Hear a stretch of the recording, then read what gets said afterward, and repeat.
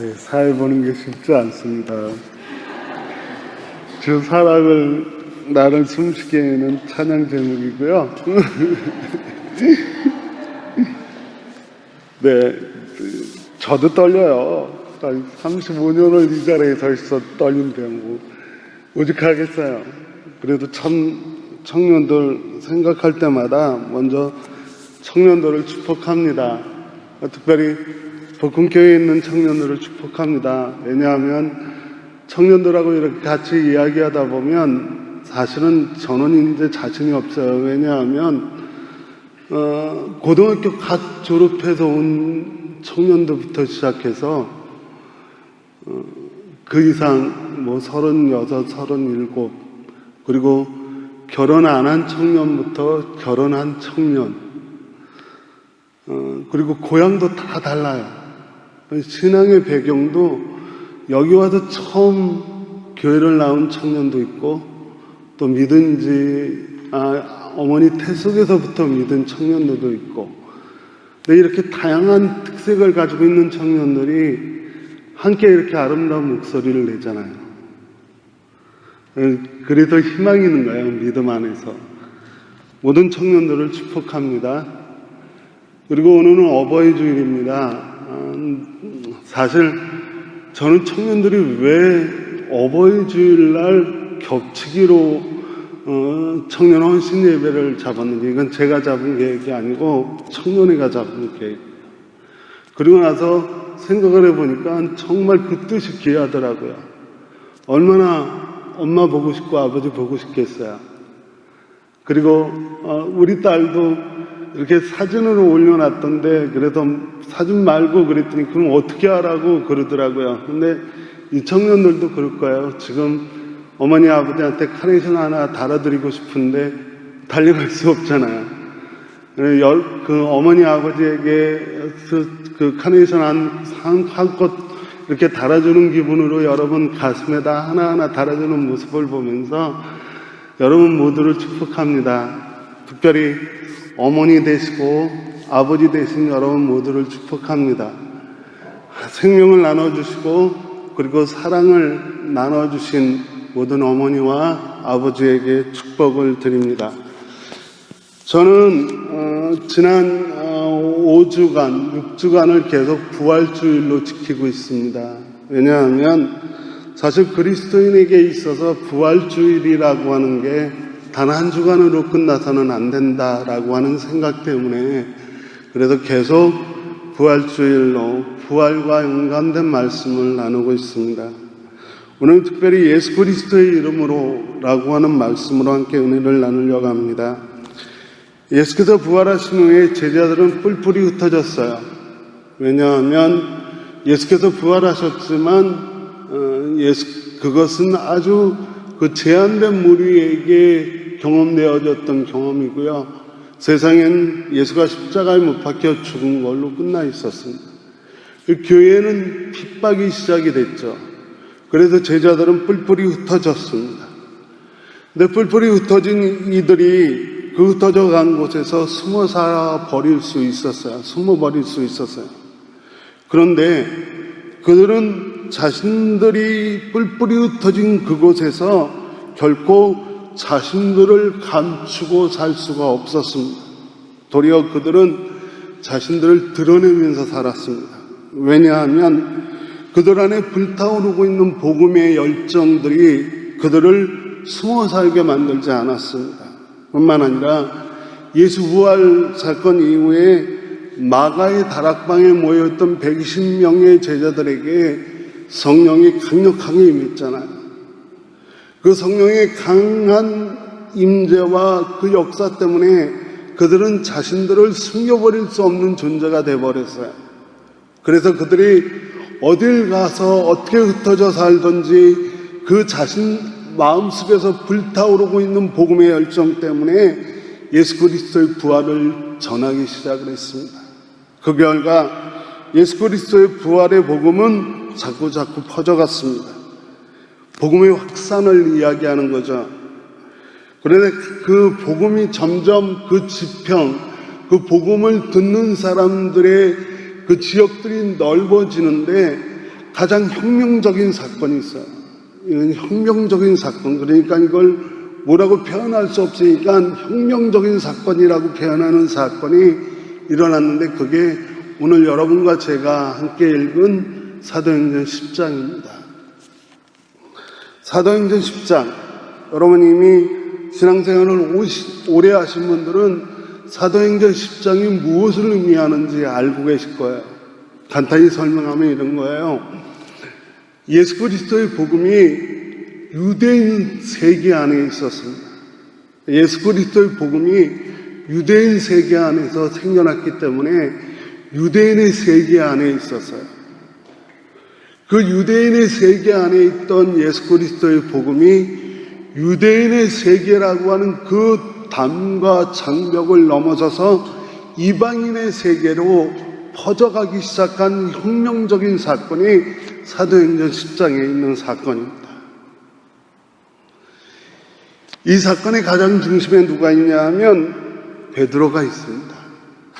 여러분, 베드로는 너무 잘 아시잖아요. 베드로는 당시 욥바라고 하는 곳에 있었습니다. 베드로의 직업이 뭐죠? 어부였습니다. 그리고 아주 가난한 어부였어요. 그가 가난한 어부임에도 불구하고 베드로 역시 유대인이었습니다. 그래서 베드로는 유대인의 세계를 넘어서 다른 세계에 대한 생각이 없었어요. 베드로는 유대인의 세계 말고 다른 어떤 세계를 생각할 수 있는 사람이 아닙니다. 이방인의 세계에 대해서 베드로는 전혀 기대가 없었던 사람이에요. 오늘 본문은 10장 44절에서 48절까지인데요. 사실은 1절부터 읽어야 됩니다. 그래서 44장 앞에 보면 이런 얘기예요. 베드로에게 하나님이 요청합니다. 욥바를 벗어나서 가이사랴로 가라. 다시 말해서 베드로에게 하나님이 요청하시는 것은 결론적으로 말씀드리면 이런 거예요. 마음의 담과 편견의 장벽을 좀 넘어서라. 마음의 담이 있으면 그 담을 넘어서고, 편견의 장벽이 있다면 그걸 허물고 좀 넓은 세계로 나가라라고 하나님이 요청했어요. 그런데 베드로는 거절했어요. 그 거절을 연거푸합니다. 베드로는 참 약한 사람이에요. 이런 점에 있어서 베드로는 어떤 자기의 마음의 담이나 편견의 장벽을 넘어설 신앙이나 용기가 있는 사람이 아니에요. 그래서 사도행전은 이런 얘기도 나와요. 한 번은 사도 바울이 베드로를 이방인들과 함께 식사하는 자리로 초대했어요.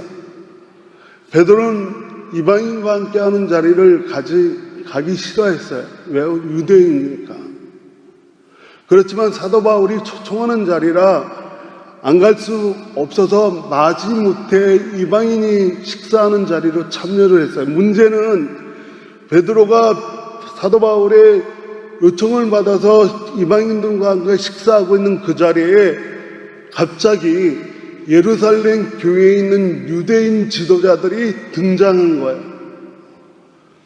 그러자 성경은 조금 완급을 조정해서 베드로가 황급하게 그 자리를 피했다라고 되어 있는데, 사실은 그 정도가 아니었겠죠. 베드로가 도망쳐버렸어요, 그 자리를. 이방인들하고 식사하고 있다가 유대인들에게 들키니까 베드로가 도망쳐버렸어요.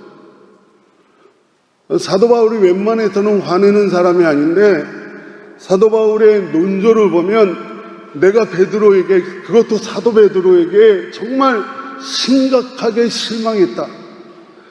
내가 베드로에게 정말 배신감까지 느꼈다라고 이야기할 정도로 베드로는 정말 이 마음에 있는 담이나 편견의 장벽을 넘어설 신앙과 용기가 없는 사람이었어요.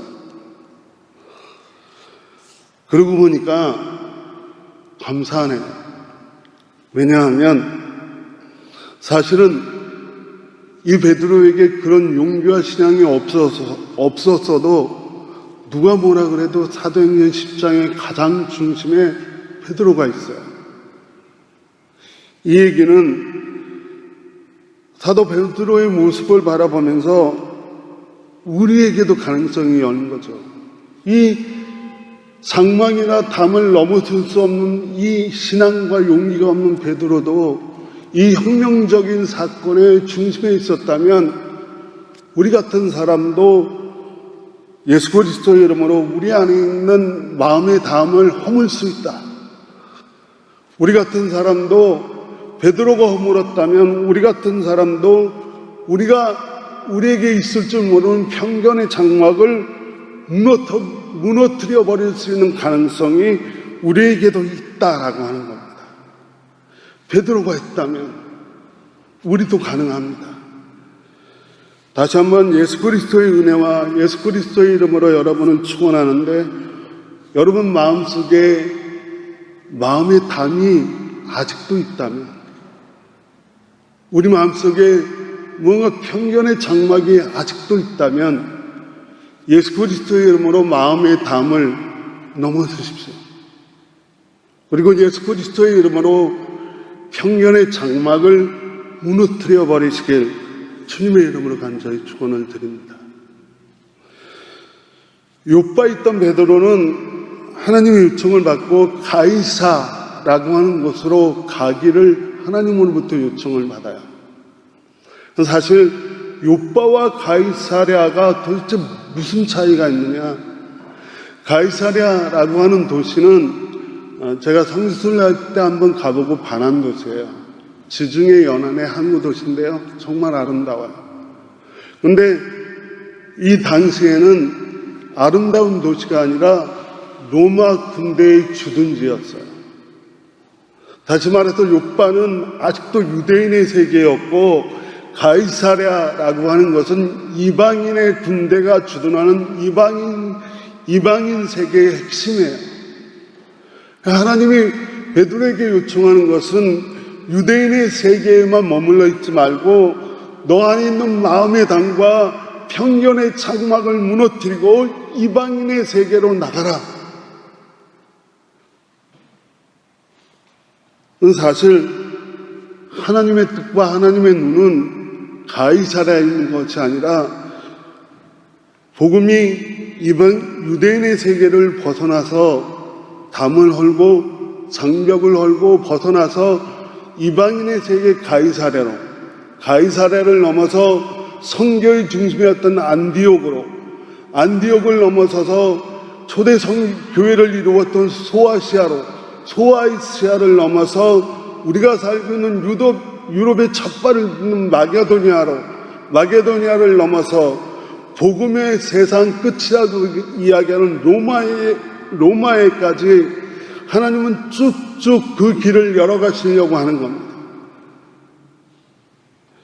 하나님의 이 뜻과 마음을 이루어가기 위해서는 오늘 우리는 우리 안에 존재할 줄 모르는, 아니 베드로에게 심각하게 요청되는 것이 있다면 베드로에게 아직도 있는 마음의 담과 그리고 편견의 장막을 넘어서라라고 하는 요청이에요. 근데 여러분, 이게 말로 쉽지요. 이 마음의 담과 편견의 장막을 무너뜨리는 건 쉬운 일이 아니에요. 유대인이 이방인을 생각하는 거요, 우린 잘 이해 못해요. 우리 식으로 한번 이해를 하면, 우리는 조선시대는 유교 문화권에 있었죠. 유교 문화권의 최고의 가치가 뭐죠? 효예요, 효도. 오늘은 어버이 주일이니까 최고의 가치가 효도입니다. 효도의 가치 중에 공자가 한 말 중에 가장 우리가 잘 알고 있는 게 수지부모, 신체 발부 수지부모, 이런 말 아세요? 어르신들만 할 거예요. 신체 발부 수지부모.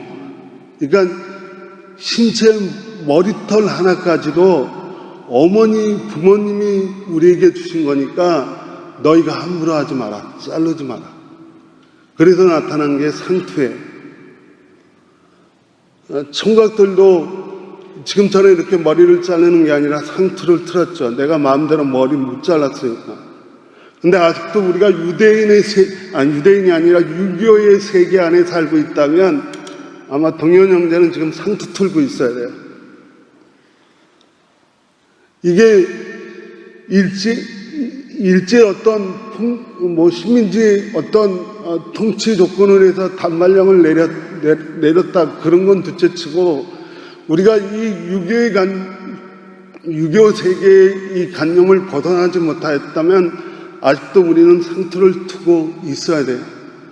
근데 이게 벗어난다는 게 얼마나 무서운 거냐 하면 당시로서는 단발한다. 상투를 자르는 거는 목 자르는 거하고 똑같았어요. 상투를 자르느니 목 잘겠다라고 나설 정도였습니다. 이 유대인의 세계를 벗어나라라고 하는 것이 바로 이 정도예요. 하나님은 사도 베드로에게 유대인의 세계를 벗어나서 이방인의 세계로 그 복음의 행전을 시작하라라고 이야기하는 이 얘기는 마치 조선시대에 살고 있는 사람에게 상투를 자르라라고 하는 얘기하고 똑같은 거예요. 근데 사도 바울은 자신의 사랑하는 영적 제자였던 디모데에게 디모데전서 4장 15절에서 이렇게 얘기합니다. 우리가 가지고 있는 성경은 이 일들을 명심하고 힘써 행하십시오. 그리하여 그대가 발전하는 모습을 모든 사람에게 나타나게 하십시오 라고 되어 있습니다. 뭔가 좀 맹맹해요. 그대가 발전하는 모습을 모든 사람에게 나타나게 하라. 근데 우리가 가지고 있던 예전의 성경에는 더 언어가 확실해요. 예전에 가지고 있는 성경에는 이렇게 이야기합니다. 사도 바울이 디모데에게 이 모든 일에 전심전력하여 너의 진보를 모든 사람에게 나타나게 하라. 그런데 하나님은 우리에게 요청하신 모든 일에 전심전력하면서 내가 진보하고 있다라고 하는 사실을 모든 사람에게 나타나게 하라라고 사도 바울이 디모데에게 요청해요. 어떤 의미에서 오늘 우리는 우리 신앙이 그냥 여기 머물러 있기를 원하지 마십시오. 그냥 우리 신앙이 여전히 10년 전이나 20년 전이나 30년 전이나 5년 전이나 1년 전이나 똑같은 자리에 머물러 있다. 이건 하나님이 원하시는 게 아닙니다. 사도 바울은 디모데에게 너희가 전심전력을 다해서 너희의 신앙이 성숙해지고 있고 너희의 신앙이 성장하고 있고 너희의 신앙이 더 깊어지고 있는 이 신앙의 진보를 모든 사람이 볼 수 있도록 하라라고 권면합니다. 사랑하는 여러분, 여러분은 예수 그리스도의 이름으로 우리의 신앙이 성장하고 성숙하지 못하게 하는 마음의 담을 헐어버리시길 주님의 이름으로 간절히 축원을 드립니다. 사랑하는 여러분, 여러분의 신앙이 진보하고 있다라고 하는 사실을 날마다 느끼지 못하게 하는 편견의 장벽들을 예수 그리스도의 이름으로 다 헐어버리시길 주님의 이름으로 간절히 축원을 드립니다. 저는 오늘 본문을 통해 두 가지만 말씀드리려고 합니다. 제가 계속 마음의 담과 편견의 장벽, 마음의 담은 넘어서고 편견의 장벽은 무너뜨리라라고 이야기했는데 도대체 어떻게 허물라는 말입니까? 라고 물을 수 있습니다. 어떻게 허무느냐? 오늘 본문에 보면 사랑이에요. 마음의 담과 편견의 장벽을 허물 수 있는 사람은 준비된 사람입니다. 오늘 본문의 중심에 베드로가 있지만 또 한 명이 있어요. 누구냐 하면 고넬료라고 하는 사람이에요. 신앙생활 오래 하신 분들은 이미 고넬료라고 하는 인물에 대해서 다 잘 알고 있을 겁니다. 고넬료는 로마 군대 백부장이에요. 저는 말씀을 준비하면서 도대체 이 고넬료라고 하는 인물이 이 혁명적인 사건의 핵심에 있는데 그가 로마 군인의 백부장이라는 게 도대체 무슨 의미냐라고 하는 씨름을 했어요. 이런 결론이 나더라고요. 이 백부장이라고 하는 이 로마 군인을 현대식으로 표현하면 하급 장교예요. 고급 장교는 아니에요. 고급 장교는 전쟁이 나면, 싸움이 나면 그 뒤쪽에 가서 작전을 지휘하고 전선에 나서지 않아요. 고급 장교가 전선에 나오면 절대 안 되는 거죠. 그런데 하급 장교는 달라요. 하급 장교는 최전선으로 나가요. 다시 말해서 100명의 군인, 부하를 이끌고 싸움터의 최전방으로 나가요. 그래도 그 싸움터에서 가장 먼저 담을 넘어서 적을 향해 가고 가장 먼저 장벽을 부숴서 적을 향해 가는 사람이 누구냐 하면 바로 이 사람이에요. 100명의 부하를 이끌고 그 싸움터의 최전방에 나서서 가장 먼저 담을 헐어버리고 가장 먼저 장벽을 깨고 적을 향해 나가는 사람이 바로 이 백부장이에요. 의미 있지 않습니까? 이 사람은 이 직업 자체가 담을 헐어내고 장벽을 깨는 데 익숙한 사람이에요. 그런데 잠깐만요. 그런데 사실 이 사람의 이런 기질이 오늘 하나님에게 쓰임을 받았을까요? 근데 성경은 전혀 딴 말을 합니다. 오늘 본문 말씀은 사실 사도행전 10장 1절부터 시작해야 되는데 사도행전 10장 2절에서 이 고넬료라고 하는 사람의 내면 세계, 영적인 세계에 대해서 한 구절을 이야기해요. 성경을 갖고 계시다면 사도행전 10장 2절 말씀을 보시기 바랍니다. 고넬료라고 하는 사람, 이렇게 표현합니다. 그는 경건한 사람으로 온 가족과 더불어 하나님을 두려워하며 유대 백성에게 자선을 많이 베풀며 늘 하나님께 기도하는 사람이었다. 전 준비된 사람이 이런 사람입니다. 어떤 사람이 마음의 담을 넘어서고 어떤 사람이 평년의 장막을 깰 수 있느냐 하면 준비된 사람인데 그 준비된 사람이 고넬료라면 고넬료의 내적인 상태, 영적인 상태를 표현하는 이 말 세 가지입니다. 첫 번째로 하나님을 경외하는 사람이에요. 하나님을 경외하는 사람입니다. 저는 그가 백부장이었다는 데 대해서 그는 전쟁터의 최전방에 있었지만 늘 하나님을 경외하면서 인간의 생명을 존중할 줄 아는 사람이었다라고 이해합니다. 준비된 사람은 바로 하나님을 경외하는 사람입니다. 두 번째로 이 고넬료의 영적인 상태 두 번째는 뭐냐 하면 자선을 많이 행한다는 거예요. 준비된 사람과 준비되지 않은 사람의 차이가 뭔지 아십니까? 준비되지 않은 사람은 생각만 해요. 생각만 해요. 근데 준비된 사람은 생각에서 멈추지 않고 행동으로 옮겨져요. 고넬료는 이 사람은 하나님을 경외하고 인간의 생명을 존중하는 사람일 뿐만 아니라 그런 생각과 마음을 가지고 있는 사람뿐만 아니라 실질적으로 자선, 선을 많이 베푸는 사람이었어요. 그리고 세 번째로 더 중요합니다. 그러면서도 늘 기도하는 사람이었습니다. 그래서 오늘 고넬료가 베드로를 만나게 되는 이 영적인 사건 가운데 이 고넬료는 정한 시간 정한 곳에 가서 기도하는 사람이었어요. 늘.